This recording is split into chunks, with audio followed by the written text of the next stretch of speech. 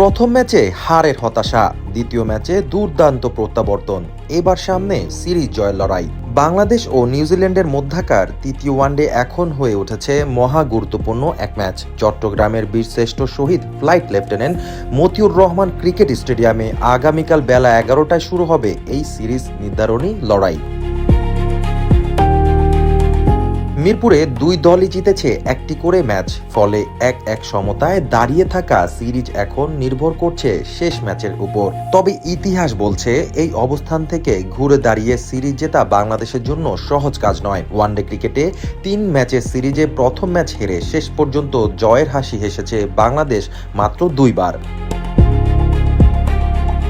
2009 সালে জিম্বাবুয়ের বিপক্ষে আর 2015 সালে দক্ষিণ আফ্রিকার বিপক্ষে, তারপর কেটে গেছে প্রায় 11 বছর। মাঝে কয়েকবার সুযোগ এলেও শেষ ধাপে গিয়ে থমকে গেছে বাংলাদেশ। 2016 সালে ইংল্যান্ড, 2024 সালে আফগানিস্তান এবং 2025 সালে শ্রীলঙ্কার বিপক্ষে দ্বিতীয় ম্যাচ জিতে সমতা ফেরালেও শেষ ম্যাচে হেরে হাতছাড়া হয়েছে সিরিজটি। সব মিলিয়ে 1-1 অবস্থান থেকে 8টি সিরিজ জিততে পারেনি বাংলাদেশ। তবে জয়ের গল্প আছে, 9 বার এই অবস্থা থেকে সিরিজ জিতেছে টাইগাররা।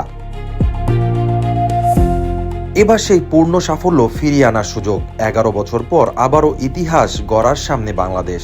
শেষ ম্যাচের আগে দলের আত্মবিশ্বাস নিয়েও আশাবাদী কোচিং স্টাফ। বাংলাদেশের pace bowling coach Shaun Tait জানিয়েছেন, শেষ ম্যাচটা জিতে আমরা ভালো অবস্থানে এসেছি, সেই আত্মবিশ্বাস নিয়েই সিরিজ জিততে চাই। সব মিলিয়ে প্রশ্ন এখন একটাই, বাংলাদেশ কি পারবে 11 বছরের অপেক্ষার অবসান ঘটাতে? উত্তর মিলবে মাঠেই। চোখ রাখুন আলটিমেট স্পোর্টসে।